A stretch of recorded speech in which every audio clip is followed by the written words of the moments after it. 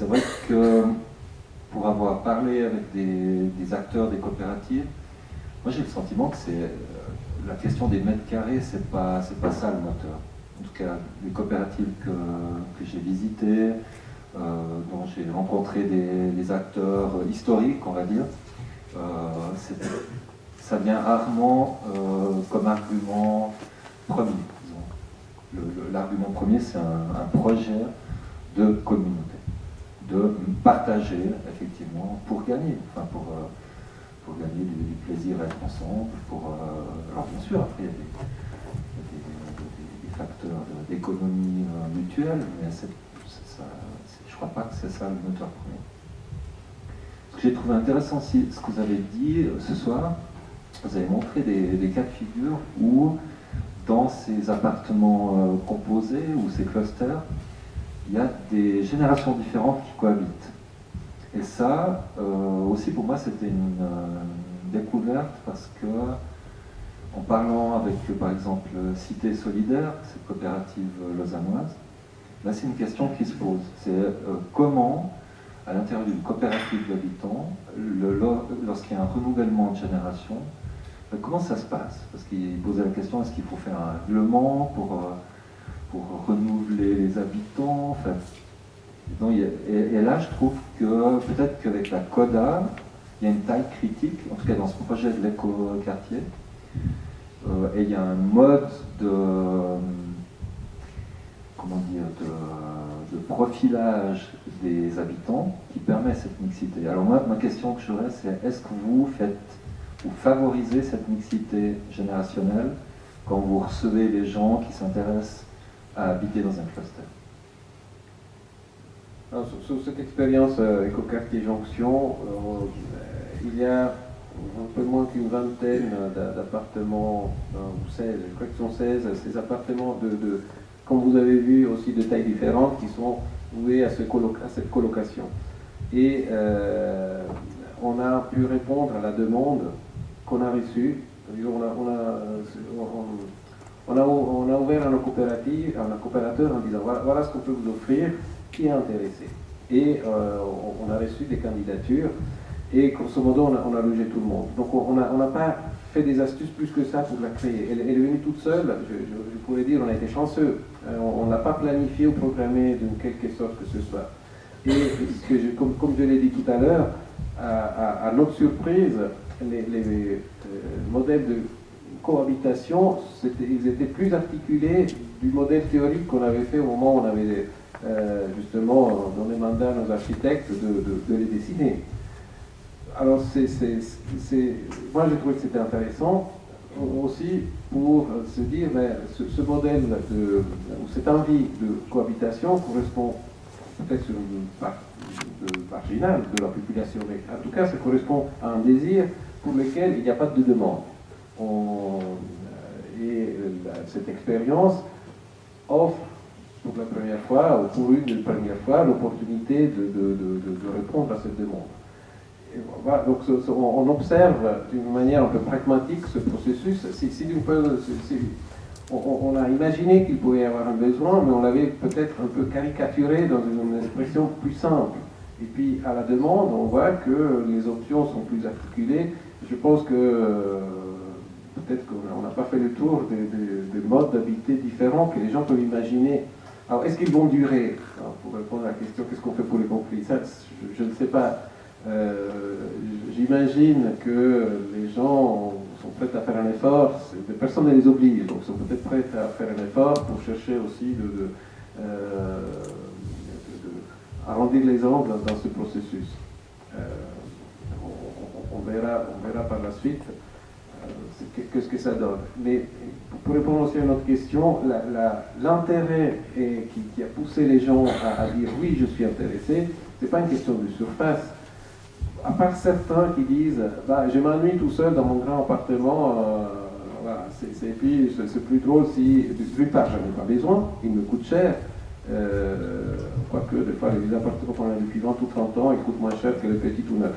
Mais en tout cas, ils disent c'est trop grand pour moi, il faut entretenir, j'en ai pas besoin, et je peux très bien me contenter de quelque chose d'un peu plus petit. Mais derrière ça, il y a aussi surtout une envie de dire, et puis justement, si je peux partager, c'est plus intéressant. Donc il y a ça comme premier moteur et pas celui de dire je dois faire des économies d'espace d'achèvement, etc. C'est ce qu'on a pu constater.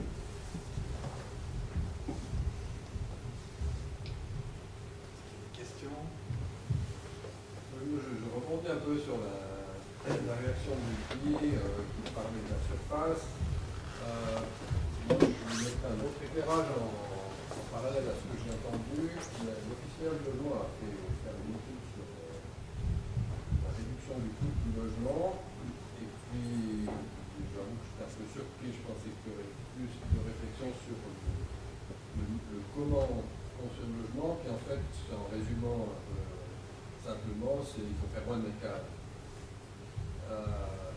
Comment vous vous positionnez par rapport à ça dans vos diverses expériences? Ce rapport entre le prix et la surface, ou est-ce qu'il y a d'autres paramètres en fait sont tout aussi voire plus déterminants? Actuellement, pour le moment, on est à peu près à une équivalence de surface, voire à peine moins. Mais en tout cas, c'était notre argument pour expliquer à Genève, donc, qui contrôle beaucoup les coûts de réalisation des logements, pour dire, donc, d'une part, ils étaient très désemparés, parce que Genève compte par pièce, donc ils ne savaient pas comment compter, qu'est-ce qu'il faut compter, etc. Donc, ils étaient perdus. À part ça, donc, on a pu dire, ben voilà, si les mêmes personnes, et puis vous les mettez dans des appartements de 2 pièces ou de 3 pièces, etc., globalement, vous avez soit les mêmes surfaces, soit plus.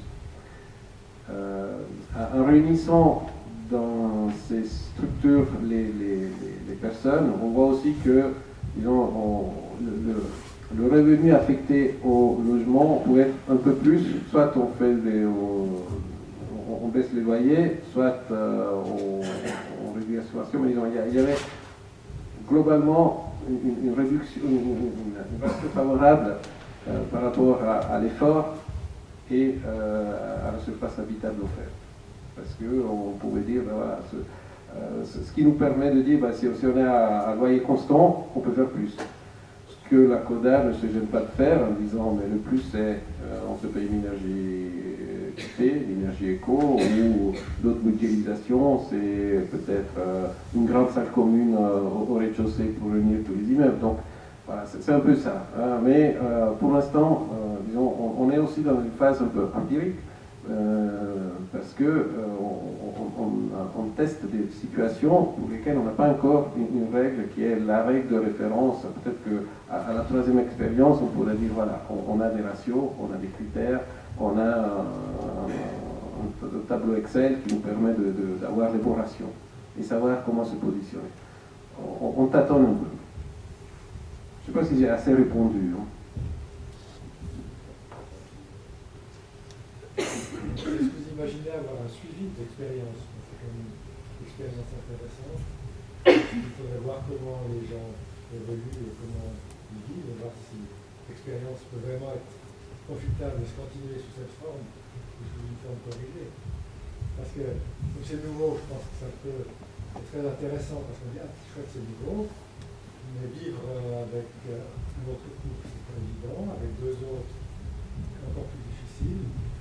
Et on pourrait imaginer aussi faire des expériences, partir en vacances aussi ensemble, avant de vivre ensemble. On va ouvrir une agence pour tester les cohabitations avant de les chanter. Mais alors vous avez tout à fait raison. C'est quelque chose qu'on doit faire. On a déjà réfléchi, mais donc ces logements seront accessibles d'ici disons 3 ans, parce qu'en fait, on ouvrira le chantier d'ici une année, il faut reconstruire, donc c'est à peu près ça. Donc ce suivi, il faudra le mettre en place pour justement tirer un bilan, éventuellement voilà, tirer les conclusions qu'il faut. Mais alors, juste sur ça, cette expérience de colocation, pour revenir à Zurich, c'est quelque chose qui se pratique couramment depuis 30 ans. Et Effectivement, ça ne touche pas toute la population.